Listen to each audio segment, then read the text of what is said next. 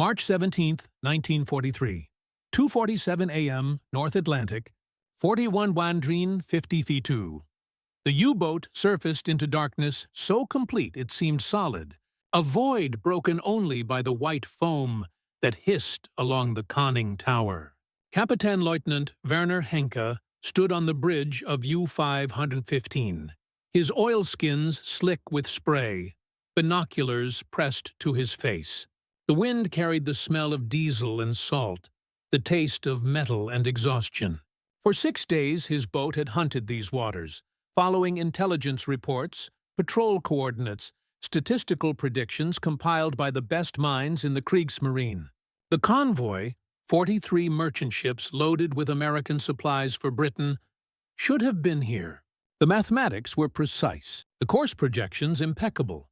But the ocean stretched empty in every direction, dark and indifferent, and utterly devoid of prey. Henke lowered his binoculars and felt something he had not experienced in 2 years of submarine warfare. Not fear, not frustration, but a creeping sense of irrelevance.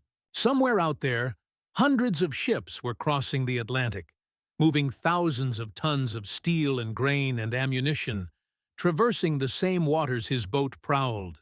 And he could not find them. It was as if they had learned to sail through a different ocean, on routes invisible to German eyes, guided by knowledge the U-boats could not access and could not counter. He did not yet understand why. None of them did. But in 6 months, the Battle of the Atlantic would be over. Not because the U-boats stopped fighting, but because they had become blind men swinging at ghosts, hunters stalking an enemy who could see them perfectly while remaining forever out of reach. The answer lay not in courage or tactics or the quality of German engineering. It lay in a technology so revolutionary, so completely unexpected, that when the Wehrmacht finally understood what had happened, the war was already lost. The Grey Wolves unleashed. To comprehend the magnitude of what occurred in the North Atlantic between 1942 and 1943, one must first understand what the U-boat arm represented to German strategic thinking. After the fall of France in 1940, Britain stood alone, an island nation dependent entirely on maritime supply lines. Every tank, every bullet, every gallon of fuel oil, every pound of wheat had to cross 3,000 miles of ocean to reach British ports. Sever those supply lines, Gross Admiral Karl Dönitz argued, and Britain would starve into submission without a single German soldier setting foot on English soil. The mathematics were elegant. Britain required 1 million tons of imports per month to sustain its war economy and feed its population. If German submarines could sink 700,000 tons monthly, a rate Dönitz calculated as achievable with 300 operational U-boats, British reserves would drain away within a year. The island would face a choice: capitulation or famine. And for a time, the mathematics worked. In 1941, U-boats sank over 2 million tons of Allied shipping. In 1942, the number climbed to 6 million tons. The first months of 1943 saw merchant ships going to the bottom faster than American and British shipyards could replace them. German submariners called it the happy time, die glückliche Zeit, when Allied convoys sailed in predictable patterns, when escorts were few and inexperienced, when a single U-boat could surface at night and systematically torpedo a dozen ships before diving to safety. The wolf packs, Rudeltaktik, were Dönitz's masterpiece. Instead of hunting alone, U-boats operated in coordinated groups, guided by radio intelligence from shore stations. When one boat spotted a convoy, it would radio the position to headquarters. Dönitz's staff would vector other submarines to the location, assembling a concentration of 10 or 15 boats that would attack simultaneously from multiple directions, overwhelming the escorts through sheer numbers. It was systematic, efficient, and devastatingly effective. By March 1943, there were over 400 operational U-boats, more than Dönitz had ever dreamed possible. The shipping losses were unsustainable. The Allies were losing the Battle of the Atlantic. And then, over the span of just 3 months, everything changed. The silence of the hunters in May 1943. Dönitz withdrew his U-boats from the North Atlantic convoy routes. It was not a tactical repositioning or a strategic pause. It was a retreat, an admission of defeat unprecedented in the history of submarine warfare. In that single month, the Allies sank 41 U-boats, nearly 15% of the operational fleet, while convoy losses plummeted to virtually nothing. The German submariners reported impossible scenarios. Convoys that changed course hours before a wolf pack could intercept, as if they knew the U-boats were there. Escorts that appeared out of fog or darkness, attacking with depth charges before the submarine crew even knew they had been detected. Aircraft that found submarines in the middle of empty ocean, thousands of square miles from the nearest convoy, as if guided by supernatural vision. One U-boat commander, surviving the sinking of his vessel, was fished from the sea by a British destroyer. During his interrogation, he asked his captors a single question. "How do you find us?" The British officer smiled and said nothing. Years later, after the war ended and the records were unsealed, that commander would learn the answer. When he did, he sat in silence for a long time, then finally spoke. "We never had a chance. We were fighting a war we had already lost, and we didn't even know it." The technology that defeated the U-boats was not a weapon. It was a way of seeing. The invisible eye radar, radio detection and ranging. The name itself was prosaic, technical, devoid of drama. But what it represented was revolutionary. The ability to use radio waves to detect objects beyond the range of human vision, in darkness or fog, day or night, at distances limited only by the curvature of the Earth. The principle was simple. A transmitter broadcasts a radio pulse. When that pulse strikes an object, a ship, a plane, a submarine conning tower, some of the energy reflects back. A sensitive receiver detects the reflected signal. By measuring the time between transmission and reception, the distance to the object can be calculated with precision. By measuring the direction from which the echo returns, the object's bearing can be determined. Simple in principle, monumentally difficult in execution. The British had been developing radar since the mid-1930s, driven by the terrifying prospect of German bomber fleets appearing over London with no warning. By 1940, the chain-home radar network, massive towers stretching along Britain's coast, could detect aircraft at ranges exceeding 100 miles. It was this system that gave the RAF crucial warning during the Battle of Britain, allowing British fighters to intercept German formations before they reached their targets. But detecting aircraft from fixed coastal installations was one thing. Detecting surfaced submarines from ships and aircraft in the middle of the North Atlantic was an entirely different challenge. The breakthrough came in 1940 at the Radiation Laboratory at MIT, where American and British scientists collaborated on developing shorter wavelength radar. The key was the cavity magnetron, a device invented by British physicists that could generate powerful microwave pulses at wavelengths of 10 centimeters. This shorter wavelength allowed much smaller antennas, making it possible to mount effective radar sets on aircraft and escort vessels. By 1942, centimetric radar was being installed on Allied escort ships and patrol aircraft.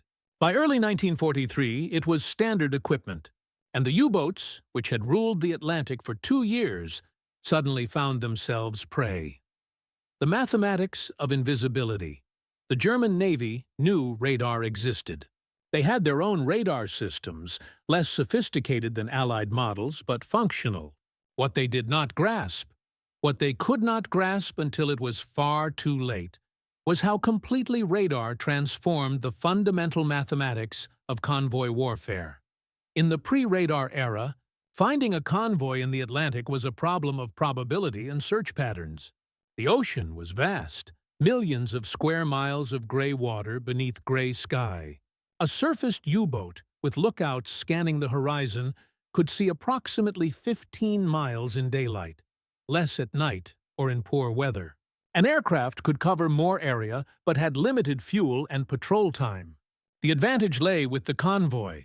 If it could pass through a search zone without being spotted, it was safe until it entered the next zone.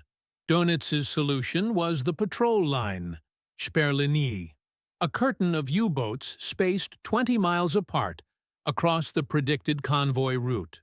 When one boat spotted the convoy, the pack would converge. But this required knowing, with reasonable accuracy, where the convoy would be. German intelligence worked to provide that knowledge. Using a combination of reconnaissance aircraft, radio intercepts, and, crucially, decoded Allied signals. The Germans had broken several British naval codes and could read some convoy routing messages. Combined with predictable patterns, convoys followed great circle routes to minimize distance. This gave Dönitz enough information to position his patrol lines effectively. From 1940 through early 1943, the system worked. Not perfectly, but well enough to sink millions of tons of shipping. Radar destroyed this equation entirely. An aircraft equipped with centimetric radar could detect a surfaced U-boat at ranges of 10 to 15 miles, well beyond visual range. More importantly, the submarine crew had no indication they were being tracked. Early German radar detectors, designed to pick up longer wavelength British radar, were blind to the new microwave frequencies. A U-boat running on the surface, necessary to charge batteries and make decent speed, was suddenly visible to any patrol aircraft within 50 miles, even at night, even in fog.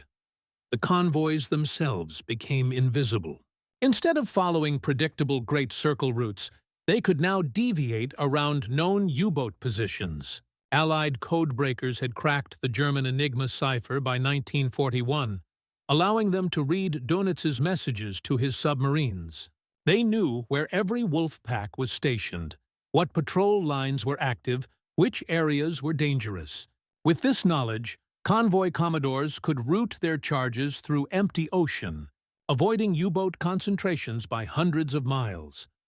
When a convoy was spotted, despite these precautions, radar-equipped escorts could detect surfacing submarines at night, precisely when the U-boats had previously held overwhelming advantage. The wolf pack tactic, which depended on multiple boats converging on a convoy for a coordinated surface attack, became suicide. Submarines that surfaced to maneuver into attack position were detected and hunted down before they could fire a torpedo. The hunter becomes the hunted Oberleutnant zur See. Peter Kremer, commander of U-333, experienced the transformation firsthand in April 1943. His boat had been vectored to intercept convoy HX-233, a 50-ship formation moving from New York to Liverpool. Following standard doctrine, Kremer positioned his submarine ahead of the convoy's projected track and surfaced after nightfall to begin his attack run. At 22:21 hours, the bridge lookout reported a sound, not the throb of merchant ship engines, but the higher-pitched whine of an aircraft. Before Kremer could order a crash dive, an RAF Liberator burst from the darkness above, already dropping depth charges. The submarine survived, barely, by diving to 600 feet and enduring an hour of systematic depth charge attacks. When U-333 finally escaped and limped back to port, Kremer reported an impossible scenario. An aircraft that had found his boat in complete darkness, in the middle of the ocean, and attacked with no warning. His superiors were skeptical. Aircraft hunted submarines with visual spotting. Everyone knew that. Night attacks were rare, flukes, lucky sightings. Kremer insisted. He had 3 witnesses, all bridge lookouts. There had been no moon, no flares, nothing that could explain how the aircraft found them. The Kriegsmarine's response was to assume Kremer had been careless, had allowed his boat to be silhouetted against a lighter patch of sky, some failure of procedure. The alternative, that the Allies possessed a detection technology that made submarines visible in total darkness, was too terrible to accept. Because if that were true, then every tactical doctrine, every operational procedure, every strategic calculation the U-boat arm depended on was obsolete. 6 weeks later, when Dönitz withdrew the boats from the North Atlantic, the truth could no longer be avoided. But by then, 242 U-boats had been sunk in 18 months. Their crews, the best-trained submariners in the world, gone to the bottom because they were fighting an enemy who could see them while they remained blind. The object that lit the darkness. Tut, there was one symbol that captured the transformation. It was the radar scope, that circular screen with its sweeping line of light, painting green blips wherever the invisible radio waves found solid matter. To the Allied operators who watched those screens, the blips were impersonal, abstract, mathematical points in space. But each blip represented a U-boat, a steel cylinder holding 50 men, now visible and vulnerable because physics had betrayed them. The radar scope became the emblem of technological warfare, the instrument that made the invisible visible. It represented abundance of a particular kind, abundance of research, of scientific talent, of industrial capacity to manufacture precision electronics by the thousands.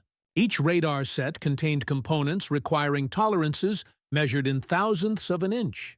The magnetron alone was a masterpiece of engineering, requiring specialty materials and manufacturing processes that Germany, with its constrained resources and dispersed research base, could not match. By mid-1943, the Americans were producing radar sets faster than they could install them.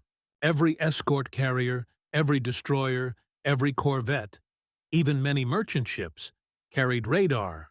Patrol aircraft, their range extended by improved engines and additional fuel tanks, carried airborne radar that could sweep thousands of square miles of ocean on a single sortie. The coverage was not complete, but it was comprehensive enough that a surfaced U-boat's life expectancy in contested waters dropped to minutes. The German response came too late and too limited. They developed the Schnorchel, a breathing tube that allowed submarines to run diesel engines while submerged, eliminating the need to surface. But the Schnorchel reduced speed to a crawl and was itself detectable by advanced radar. They built new U-boat designs, type Ventiwen boats, with streamlined hulls and huge battery capacities for sustained underwater running. But these arrived only in 1945, too few and too late to affect the outcome. What Germany could not do, what no amount of engineering genius or tactical adaptation could achieve, was overcome the fundamental asymmetry radar created. The Allies could see the submarines. The submarines could not see the hunters until the depth charges were already falling. The conference room in Berlin on May 24, 1943, Dönitz met with Hitler to discuss the submarine campaign. The Grand Admiral was exhausted, aged by the previous month's losses. He laid out the statistics with the brutal honesty of a man who had run out of illusions. 41 boats lost in May alone. Convoy sinkings down to a trickle. The hunter-killer groups, dedicated, anti-submarine task forces built around escort carriers were systematically clearing the mid-Atlantic gap where U-boats had once hunted with impunity. Hitler asked the question Dönitz had been dreading. Can we win the Atlantic battle? Dönitz, who had spent 4 years insisting that the U-boats could starve Britain into submission, who had promised that more submarines would turn the tide, who had built his entire reputation on the concept of tonnage warfare, gave an answer that must have tasted like ashes. Not under current conditions. Not until we can counter their detection capabilities. Hitler stared at him in silence. The implications were devastating. Without control of the Atlantic, there could be no isolation of Britain. Without isolation, the Americans would continue to build up forces in England. And when those forces were ready, they would cross the Channel and open the second front that Germany's stretched armies could not possibly contain. How did we miss this? Hitler finally asked. How did they develop such technology without our knowledge? Dönitz had no good answer. German intelligence had known the Allies were working on radar improvements, but the assumption had been that such developments would be incremental, Extensions of existing technology, nothing revolutionary. The idea that the enemy could miniaturize radar to the point of mounting it on aircraft, that they could generate enough power and achieve enough sensitivity to detect a submarine conning tower from miles away. This had seemed beyond the bounds of possibility. But the Americans, with their vast research laboratories and seemingly unlimited resources, had done the impossible. And they had done it in secret, testing and refining the technology before deploying it in numbers that ensured every convoy route, every patrol area, every corner of the Atlantic fell under the invisible eye. The abundance of sight. The German submariners, when they finally understood what they were facing, felt a peculiar mixture of anger and fatalistic resignation. They had been brave. They had been skilled. They had endured conditions that would break most men, months at sea in steel tubes, cramped, humid, stinking of diesel and unwashed bodies, under constant threat of death by crushing water pressure or burning lungs as the boat flooded. They had pressed home attacks knowing the odds. They had lived up to every expectation of courage and professionalism, and none of it had mattered, because the enemy could see them and they could not see back. This was American abundance expressed not in material goods or comfortable supplies, but in the most precious commodity of warfare, information. The Allies knew where the U-boats were, which areas to avoid, which routes were safe.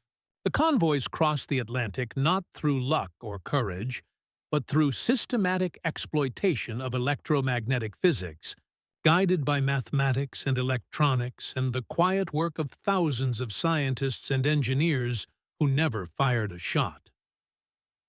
Kremer, who survived the war, wrote in his memoirs, "We were not defeated by better submarines or braver sailors.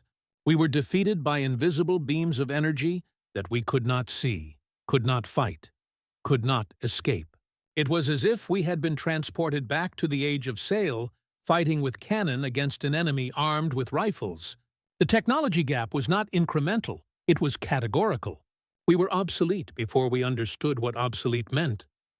That realization spread through the U-boat service gradually, as survivors from sunken boats were rescued and interrogated, as the evidence became impossible to deny. For a force that prided itself on technical excellence, German engineering was the finest in the world. Everyone knew that. The discovery that they had been comprehensively outmatched in the most critical technology of naval warfare was psychologically devastating. The routes that disappeared the PT convoys themselves experienced the transformation as a sudden, almost miraculous increase in safety. Ships that had sailed in February 1943 expecting a 1 in 4 chance of being torpedoed found themselves, 3 months later, crossing the Atlantic with losses of less than 1%. The merchant sailors, who had endured years of terror, waiting for the torpedo that could strike without warning, watching sister ships explode and sink, knowing that survival time in the North Atlantic's waters was measured in minutes, gradually began to believe they might live through the war. The routes did not actually disappear, of course. The convoys still sailed the same ocean, still crossed the same thousands of miles of potentially hostile water. But they sailed with knowledge, guided by intelligence that told them where death waited and how to avoid it. They sailed with protection, escort groups equipped to hunt the hunters, aircraft that could illuminate the darkness with electromagnetic sight. The symbolism was profound. The convoys represented the arteries of democracy, carrying the tools of liberation from the arsenal of democracy to the embattled fortress of Britain. Every ship that reached Liverpool or Glasgow safely was a promise kept, evidence that the Democratic Alliance could protect its own, could move resources across an ocean despite the best efforts of totalitarian military power to interdict them. And what enabled this protection was not brute force, though force was applied when necessary, but knowledge, the application of scientific understanding to military necessity. Radar was the product of open scientific inquiry, of academic research translated into practical application, of international cooperation between American and British scientists sharing discoveries. It was, in a sense, democracy weaponized. Collective knowledge defeating individual heroism, systematic research overcoming martial tradition. The boats that stopped sailing by August 1943. The North Atlantic convoy routes had become graveyards for U-boats rather than Allied shipping. Dönitz shifted his submarines to other theaters, the Caribbean, the Indian Ocean, the Arctic, anywhere the anti-submarine technology was less comprehensive. But these were sideshow campaigns, strategically irrelevant. The battle that mattered, the campaign that determined whether the Western Allies could build up force for the invasion of Europe, was over. The cost to Germany was catastrophic. Of the 1,362 U-boats commissioned during the war, 785 were destroyed. The U-boat service suffered a casualty rate of 75%. 3 out of every 4 men who served in the submarines died. They were arguably the most effective fighting force Germany possessed, and they were systematically annihilated by a technology most of them never saw, detected by beams of energy they could not perceive until the depth charges were already falling. Henke, whose boat U-515 had hunted empty waters that March night in 1943, continued operating until April 1944. When his submarine was detected and sunk by aircraft off Madeira. He survived, was captured, and spent the rest of the war in a POW camp in Arizona. After the war, when he learned about Allied radar capabilities, he gave a single interview to a military historian. His final statement was recorded. "We thought we were fighting a naval war. We were actually fighting a physics war, and we brought mathematics to an electromagnetic fight. The Museum of Obsolescence in Labo, Germany, there is a naval museum. Among the exhibits is a conning tower from a Type 7 U-boat, the workhorse submarine that fought the Battle of the Atlantic. Visitors can climb into it, can feel the cramped space where lookouts once scanned horizons for targets. The binoculars are still there, mounted on their swivel, pointed eternally toward an empty sea. What is not visible, what cannot be displayed, is the absence. The radar sets that hunted these boats were on other vessels, in aircraft thousands of feet above. The electromagnetic waves that found the submarines left no physical trace, no scars on the steel. The defeat was invisible, conducted in frequencies the human eye cannot see, the human ear cannot hear. But it was total. School children visit that museum and ask their guides, why did the submarines lose? The guides explain radar, explain the technology, explain the physics.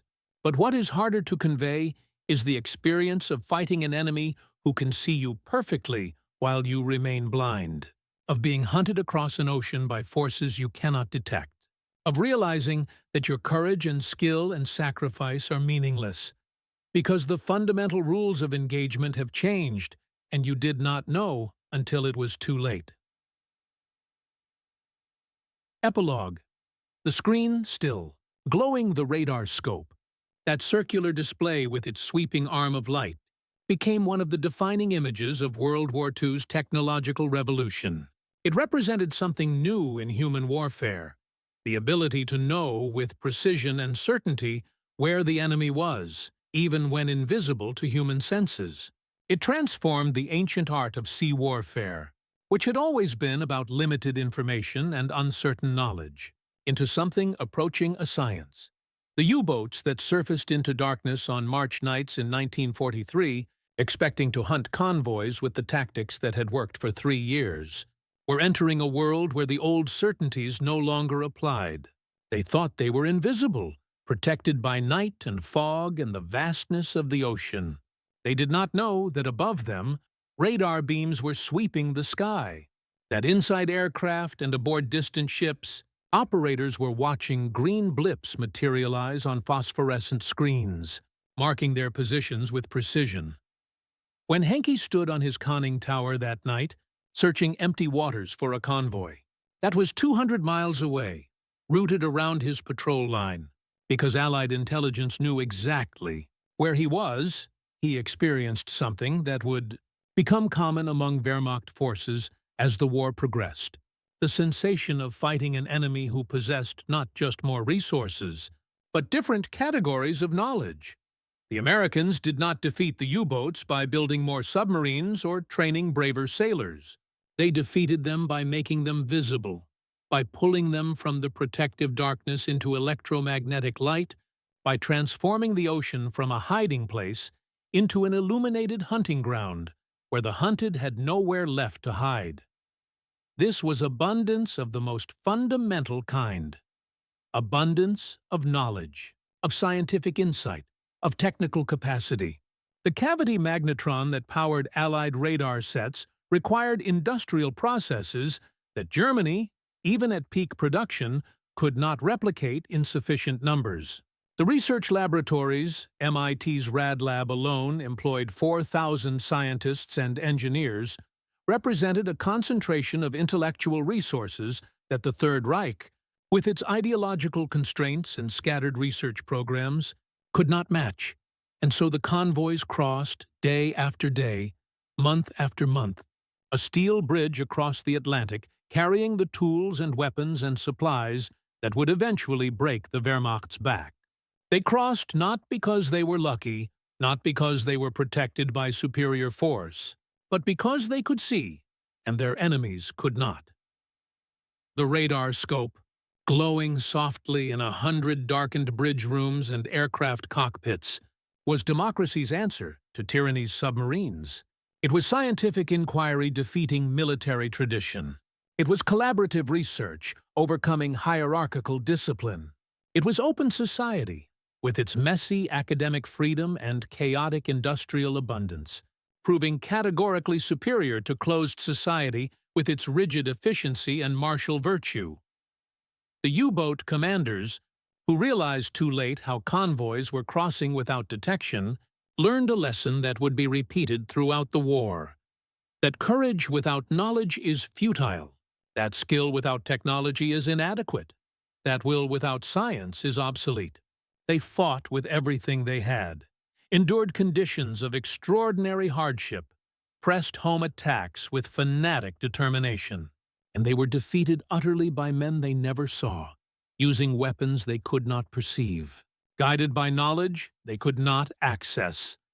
The watch frozen at Hiroshima reads 8:15, marking the moment when physics made courage irrelevant. The radar scope's sweeping arm marks a different moment, when electromagnetic sight made darkness obsolete. Both tell the same story, that modern war is not won by the brave or the dedicated, but by those who can harness nature's fundamental forces and deploy them with systematic efficiency. The convoys crossed the Atlantic carrying tanks and grain and ammunition, but they also carried something less tangible: proof that abundance was not weakness, that democracy was not softness, that the open society's messy productivity could overwhelm authoritarianism's disciplined efficiency. Every ship that reached Britain safely was evidence of this truth. Every U-boat sunk by radar-guided hunters was confirmation. And the German commanders, sitting in their headquarters, bunkers plotting patrol lines on charts that showed an ocean their submarines could no longer safely hunt, finally understood what they were facing. Not superior submarines, not braver sailors, but a nation that had made the invisible visible, that had given its forces electromagnetic sight, while German forces remained blind. The Battle of the Atlantic was not decided by courage or determination. It was decided by physics, mathematics, and the systematic application of scientific knowledge to military necessity. The convoys crossed the Atlantic without detection, not through stealth or luck, but because they had eyes, and their hunters did not. And by the time the Wehrmacht realized this, by the time they understood how completely they had been outmatched, the Atlantic was already lost. The routes that had seemed so vulnerable in 1940 had become highways by 1944. Secure not through force, but through knowledge. Protected not by armor, but by sight. The radar scope's sweeping light continues its eternal rotation in museums now, a monument to the moment when electromagnetic waves defeated steel courage. When scientific abundance overcame martial discipline, when seeing became more powerful than fighting. The U-boats that hunted in darkness never knew what was watching them until it was too late. And in that blindness lies a truth about modern warfare that extends far beyond one battle in one ocean. That in the age of technology, ignorance is not just a disadvantage, it is a death sentence.